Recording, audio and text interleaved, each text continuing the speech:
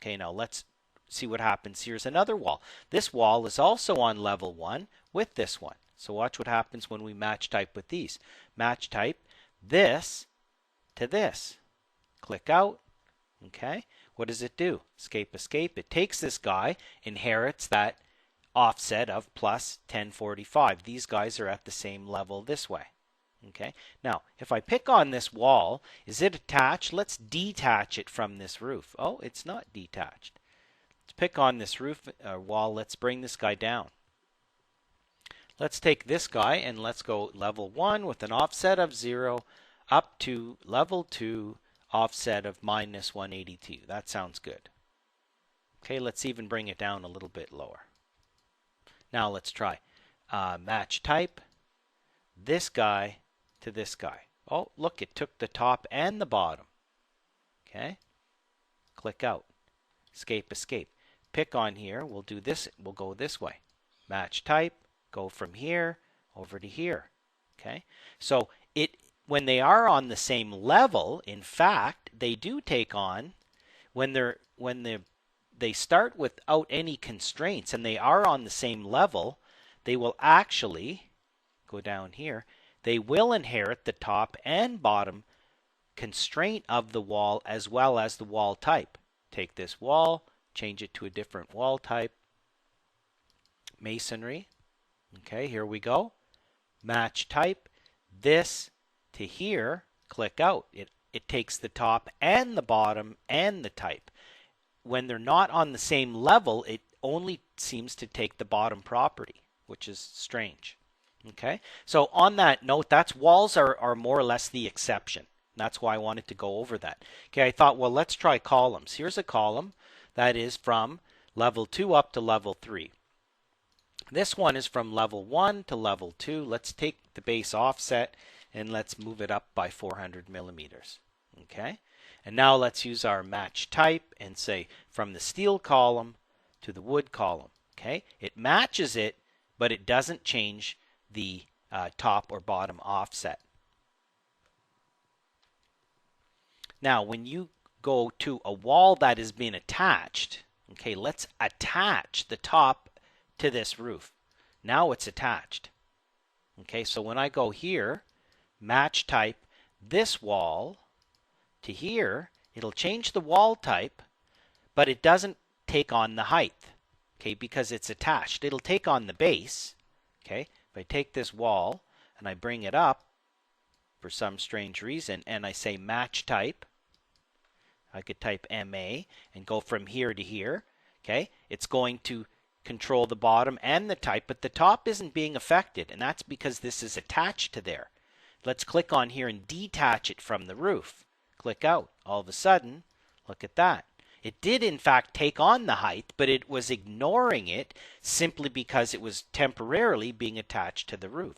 So that would be the wall. So walls on the same level will take on the bottom and top constraints as well as the actual type, as long as the wall is not being attached to the roof. Okay, let's quickly go over to our drafting view, and the same thing applies in here. We've got some filled region, some detail lines, detail components. Over here, we've got a repeating detail. Same thing, match type.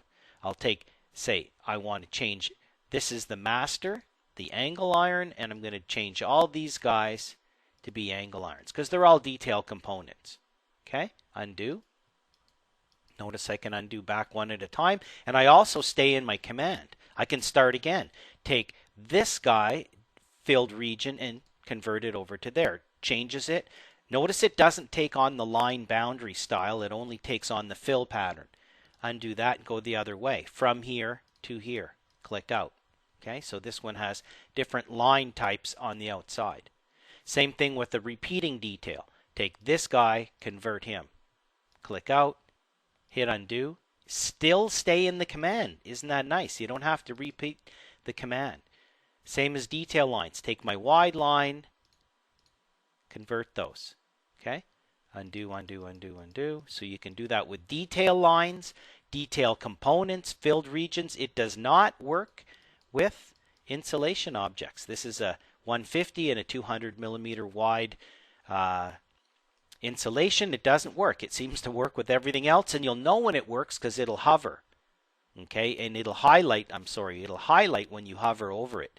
Doesn't work on these guys. So I did this all in 3D. You can do it in 2D. You can do it in a plan view. Doesn't matter. We can do text as well. Match type. Take the little text and convert these guys. Notice it does the whole leader line thing too.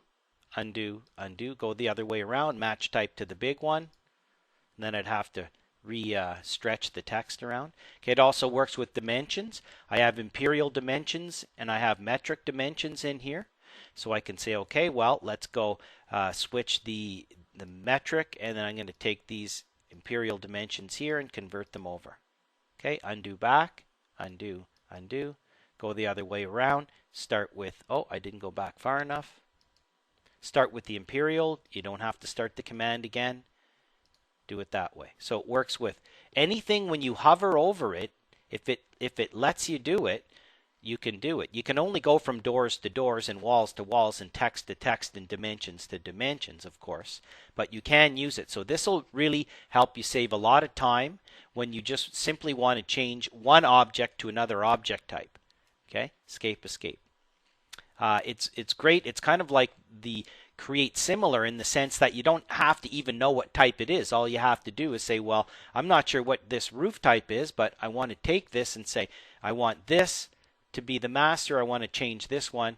Click out and it does it. You don't have to know what type it is. You just have to match them up. Oh, looks like I need to do a little edit profile on that. So some great information on using the match type properties tool on our clipboard panel. And one more thing we should probably point out is curtain walls. We've covered doors and windows and roofs. It also works with floors.